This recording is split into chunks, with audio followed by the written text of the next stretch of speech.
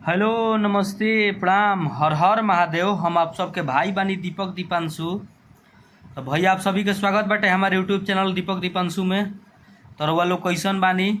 हमारा आशा ना पूरा विश्वास बा कि आप लोग एकदम ठीक होखम और एकदम भैया ठीक रह जा, मस्त रह जा, स्वस्थ रह जा और अपने काम में व्यस्त रह जा।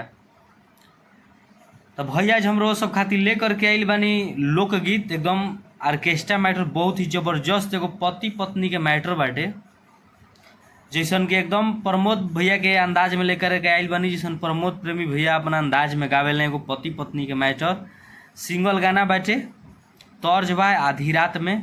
प्रमोद भैया के धुन पर ही गाना लेकर के आइल बनी, एगो पति पत्नी के मैटर बाटे, लोकगीत बा, जैसन प्रमोद प्रेमी भैया के अंदाज में एकदम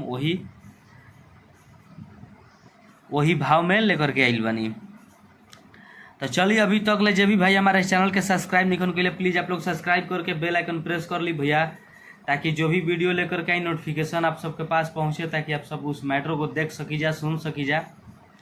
और वीडियो अच्छा लगी तो प्लीज़ आप लोग से भैया दोनों हाथ जोड़ के विनती करता नहीं कि आप लोग ज़्यादा से ज़्यादा वीडियो को शेयर करब जा, लाइक करब जा, और अपन एक एक कमेंट करके जरूर बतलाइब जा कि हाँ ये गाना लिखल हमारे कैसन लागल। और आप लोग के अच्छा लगी तो प्लीज़ आप लोग अपने भाई दीपक दीपांशु के और इस चैनल के ढेर सारा भैया अपन सपोर्ट, प्यार, दुलार, आशीर्वाद अपन जरूर देहब जा।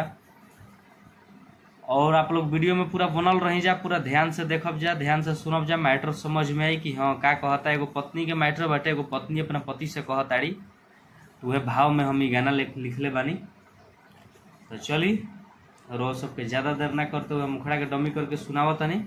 और बता दी कि जे भी भाई के हमसे पर्सनल गाना लिखवावे को कि म्यूजिक बनवावे को कि, तो भाई लोग हमारे नंबर पे संपर्क कर सकता है। हमारी नंबर डिस्क्रिप्शन बॉक्स में और वीडियो की स्क्रीन पर सभी जगह मिल जाई। तो चली, तर्ज बा आधी रात में, प्रमोद प्रेमी भैया के गाना पर गाना बाटे, लोकगीत ऑर्केस्ट्रा सॉन्ग बा, पति पत्नी के मैटर बाटे, प्रमोद प्रेमी भैया के अंदाज में। तो चलिए मुखड़ा के डमी करतनी। हाँ कि ई कौन आदत राजा बानी रहुआ सीखल, ओही रे चीज खाती बानी परिकल। ई कौन आदत राजा बानी रहुआ सीखल, ओही रे चीज खाती बानी परिकल।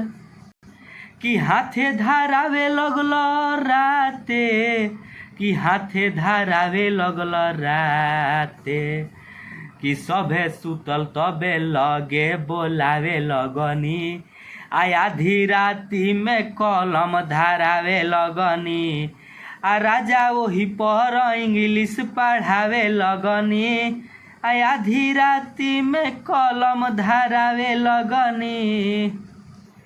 हाथे धारावे लगल राते, कि हाथे धारावे लगल राते, सभे सुतल तबे लगे बोलावे लगनी, आधी राती में कलम धारावे लगनी, आ राजा वही पर इंग्लिश पढ़ावे लगनी, आधी राती में कलम धारावे लगनी।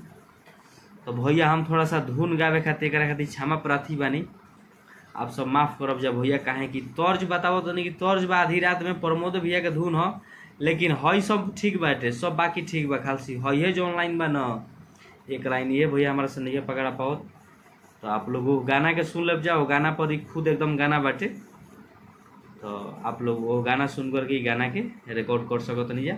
चलिए नेक्स्ट सॉन्ग के लिए टाटा बाय बाय, जय हिंद, जय भारत, जय भोजपुरी समाज, जय हो मैसूर।